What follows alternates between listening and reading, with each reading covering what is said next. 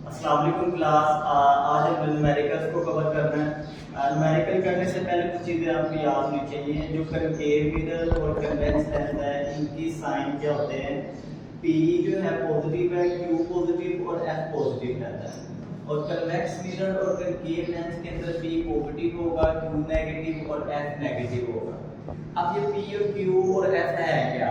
P से मुराद पिछले lecture में जब हमने टॉपिक को कवर किया था, मैंने वहां पे आपको बताया था पी जो है ये शो करता है डिस्टेंस ऑफ ऑब्जेक्ट को, क्यू शो करता है डिस्टेंस ऑफ इमेज को और एफ जो है ये फोकल लेंथ है। अच्छा, इसके अलावा अगर वर्चुअली या बिहाइंड का लफ्ज क्यू हो तो क्यू को क्या कर देंगे हम, नेगेटिव कर देंगे। तो न्यूमेरिकल नंबर 1 पढ़ते हैं जी। An object 10.0 centimetre in front of convex mirror. अब यहाँ पे क्या है, कन्वेक्स मिरर यूज हुआ है और ऑब्जेक्ट डिस्टेंस क्या दिया हुआ है 10 सेंटीमीटर। क्यू क्या दिया हुआ है, image 5.0 centimetre behind the mirror. Q क्या दिया हुआ है, इमेज डिस्टेंस -5.0 सेंटीमीटर। अच्छा, आपकी बुक में लिखा होगा 5.0। क्यू क्योंकि हमें पता है कि ये कौन सा मिरर यूज किया है, कन्वेक्स मिरर यूज किया हुआ है, उसमें क्यू क्या होता है नेगेटिव, तो हमने नेगेटिव लगा दिया। आपने फोकल लेंथ फाइंड करने की फार्मूला है 1 divided by f is equal to 1 divided by b plus 1 divided by q। 1 divided by f is equal to 1 divided by b की वैल्यू 10 आ गई प्लस 1 डिवाइडेड बाय q की value -5। इसको simplify किया, rearrange करने के बाद f की वैल्यू क्या आ गई -10 सेंटीमीटर। नेक्स्ट है 12.2। 12.2 है एन ऑब्जेक्ट 30 सेंटीमीटर टॉल, यानी कि ये क्या दी हुई है, हाइट ऑफ ऑब्जेक्ट दी हुई है। हाइट ऑफ ऑब्जेक्ट क्या आ गई, एच ओ से जाहिर करते हैं, ये क्या है 30 centimetre. Is located 10.5 centimetre from a concave mirror. ये ऑब्जेक्ट का डिस्टेंस दिया हुआ है जिसको हम डी से जाहिर करते थे 10.5 सेंटीमीटर और with focal length 16 centimetre. Focal length क्या आ गई 16 सेंटीमीटर। अब ए में हमने क्या बताना है, वेयर द इमेज लोकेट, यानी कि डिस्टेंस ऑफ इमेज बताना है क्यू और हाइट ऑफ इमेज बतानी है हमने। फार्मूला क्या आता है 1 divided by f is equal to 1 divided by b plus 1 divided by q। क्योंकि यहाँ पे कनकेव मिरर है इस वजह से ये f पॉजिटिव आ गई। वैल्यू जो की 1 डिवाइडेड बाय 16, f की वैल्यू 16 आ गई, p की वैल्यू क्या आ गई 10.5 प्लस 1 डिवाइडेड बाय q, ये प्लस हो जाएगा माइनस हो जाएगा। इसको रीअरेंज करके q की वैल्यू क्या आ गई 30.54 सेंटीमीटर। उसके बाद हमने निकालना था हाइट ऑफ इमेज भी b के अंदर। तो हाइट ऑफ इमेज का फार्मूला था height of image divided by height of object is equal to q divided by b। इसको हम मैग्नीफिकेशन भी कहते हैं। तो ये आ गया height of image divided by height of object की वैल्यू आ गई, q की वैल्यू, p की वैल्यू, ये डिवाइड हो रहा है इधर जाएगा मल्टीप्लाई, इसको कैलकुलेट किया तो क्या आ गया 87.26 सेंटीमीटर। नेक्स्ट है 12.3। 12.3 है an object and its image in a concave mirror are of the same height. अच्छा, ऑब्जेक्ट जो हाइट ऑफ ऑब्जेक्ट है और हाइट ऑफ इमेज दोनों क्या कह रहा है कि वो इक्वल है, हमने इक्वल रख दिया। उसके बाद yet inverted when the object is 20 centimeter from the mirror।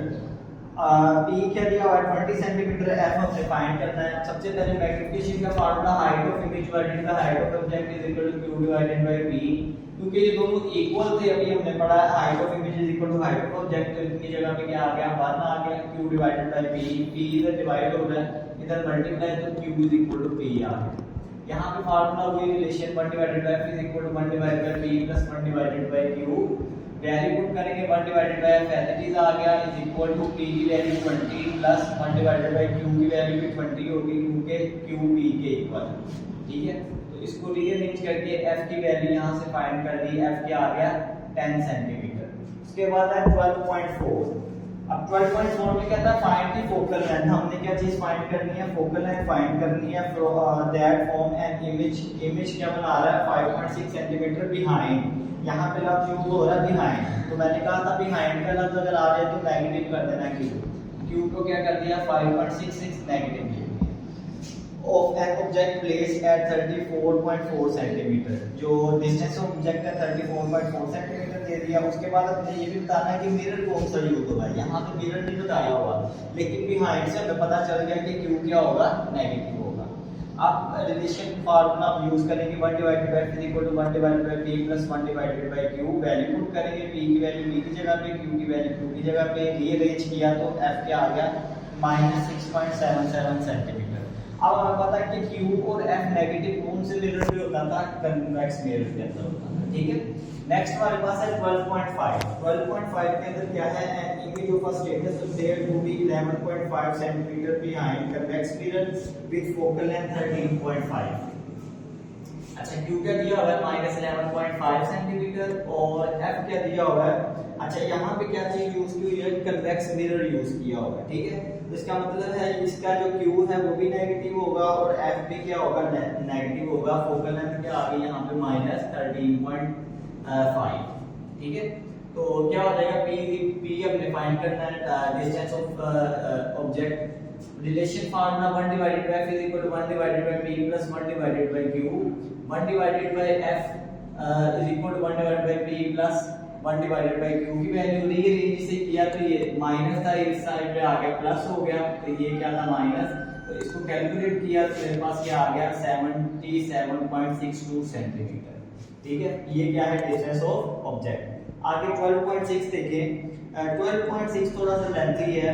An image is produced by an concave mirror of the focal length 8.7 centimeter.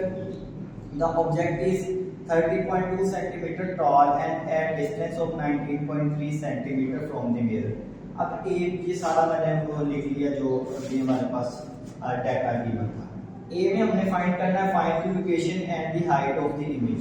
हमने लोकेशन ऑफ इमेज निकालनी है, यानी कि डिस्टेंस ऑफ इमेज निकालना है और हाइट ऑफ इमेज निकालना है। उसके साथ साथ बी में क्या कह रहा है, कहता है कि find the length of find the height of the image produced by the mirror if the object is twice as far from the mirror. के अगर हम क्या करते हैं, जैसे पहले मिरर पड़ा हुआ था, ऑब्जेक्ट पड़ा हुआ था मिरर के सामने, तो पहले जितना डिस्टेंस है उससे डबल कर दिया जाए तो फिर हाइट ऑफ इमेज क्या होगी। अब पिछले लेक्चर में हमें पता है कि अगर हम ऑब्जेक्ट का जो है वो क्या कर दें, जगह चेंज कर दें तो इमेज में भी फर्क पड़ जाता है, ठीक है। इमेज की भी लेंथ में हाइट में क्या हो जाता है, कमी आ जाती है, या इंक्रीज हो जाती है या डिक्रीज हो जाती है। 1 divided by F is equal to 1 divided by P plus 1 divided by Q। F की वैल्यू लगाई, P की वैल्यू Q फाइंड करना था, यहाँ से Q फाइंड करना था, प्लस इस साइड क्या आएगा माइनस, इसको रीअरेंज करके सोल्व किया तो 15.84 सेंटीमीटर आ गया। उसके बाद हमने हाइट ऑफ इमेज भी निकालनी थी, तो उसके लिए मैग्नीफिकेशन का फार्मूला आ गया, height of image divided by height of object is equal to Q divided by P। Q P और हाइट ऑफ ऑब्जेक्ट की H O की वैल्यू पुट की, डिवाइड हो रहा था, ये 13.2 उस साइड पे गया मल्टीप्लाई और यहां से हाइट ऑफ इमेज आ गया 10.83 सेंटीमीटर। अब B वाला देखिए, B में क्या कह रहा था कि जो ऑब्जेक्ट का डिस्टेंस ऑफ ऑब्जेक्ट होगा उसे ट्वाइस कर देना, डबल कर देना। तो ये P dash equal to 2P और P जो हमारे पास था पहले 19.3 था, मल्टीप्लाई किया 38.6 सेंटीमीटर आ गया।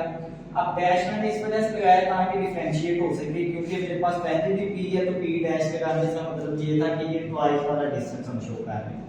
फोकल लेंथ पे तो फर्क भी पड़ेगा, लेंस की मिरर की फोकल लेंथ से सेम ही होगी। 1 divided by F equal to 1 divided by P dash plus 1 divided by Q dash.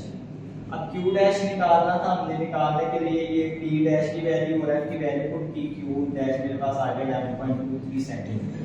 Basically Q dash निकालने का मकसद ये था कि हम हाइट ऑफ इमेज निकाल सके जो कि ट्वाइस मेरे पास है। मैग्नीफिकेशन का फार्मूला लगाया, वैल्यूज पुट की, हाइट ऑफ ऑब्जेक्ट में डिवाइड हो गया, इधर जाएगी मल्टीप्लाई हो जाएगी, दोनों वैल्यूज पुट की, Q डैश और P dash, multiply height of object में इसको मल्टीप्लाई डिवाइड किया तो ये मेरे पास आ गया 3.84 सेंटीमीटर हाइट ऑफ इमेज का।